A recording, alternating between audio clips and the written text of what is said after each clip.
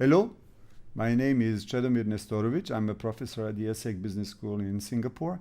And today we'll talk about the Middle East. We try to answer the question, are the conflicts in the Middle East inextricable or not?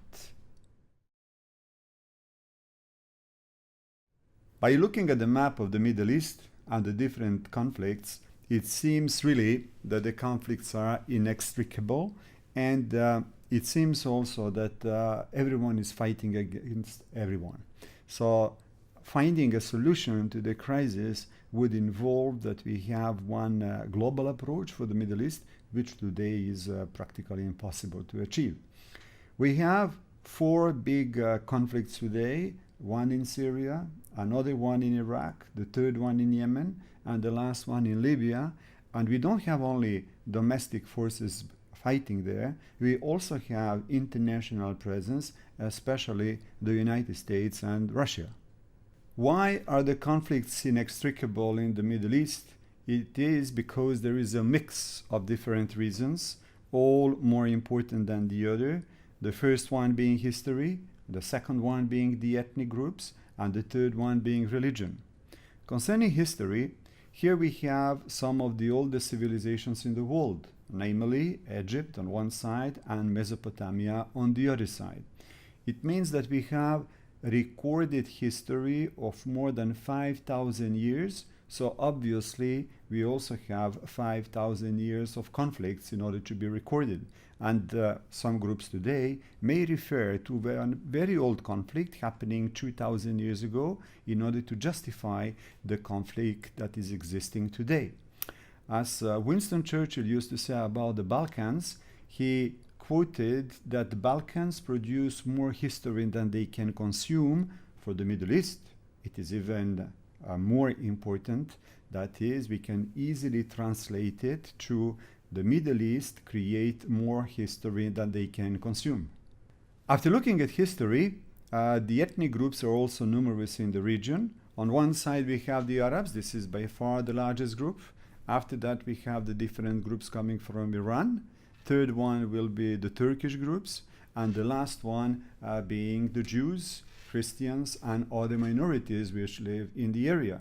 It is obvious that if we have a majority and minority, it happens that the majority wants to impose something on the minority. So automatically, in a various number of all these countries, we have minorities complaining about discrimination, and very often they are looking for autonomy, if not for independence. Apart from history and ethnic groups, religion today plays the major role concerning conflicts in the Middle East.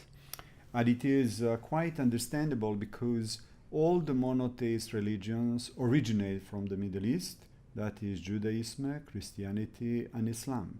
So it means that we have a long history, sometimes of peaceful coexistence, but very often of religious wars between all these three religions. So today, when we are talking about the conflicts in the Middle East, obviously religion also has a role to play. Finally, natural resources are also dominant when it comes to the foreign powers, namely the United States and Russia. Even if these two countries produce oil on their own, it is not enough for the whole world. The Middle East is the first supplier of oil and gas for the whole world, so automatically all countries are interested in this.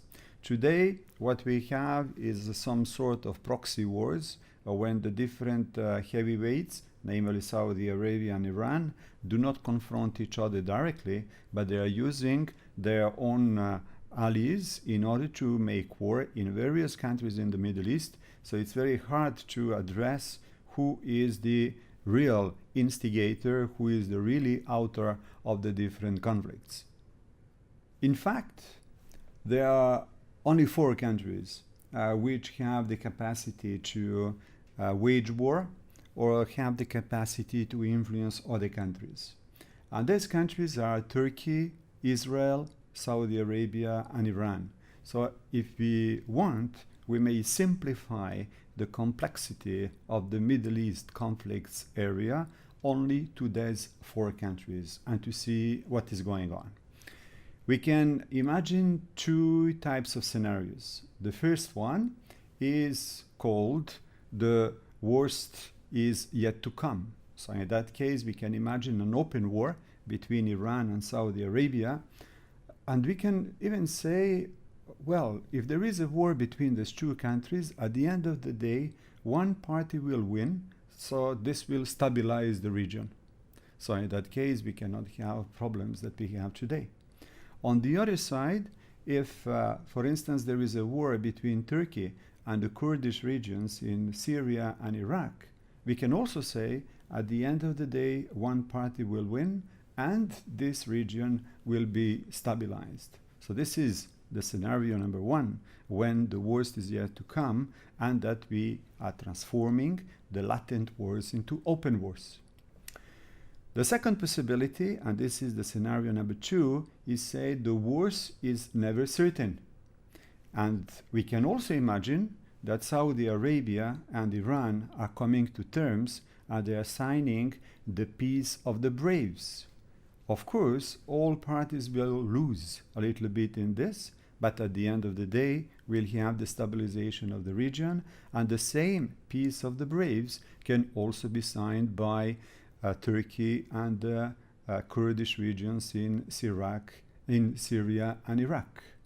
So, when it comes to probabilities, obviously the first probability that there would be an open war is much higher than the second one, the peace of the braves. But the problem is maybe because the effort in terms of time and money, which is devoted for the scenario number one, that is the open war, has been much, much higher than for the scenario number two, is making the scenario number one more likable to happen rather than the scenario number two. If we have put the same efforts concerning the scenario number two, that is the peace of the braves, maybe the result will be completely different.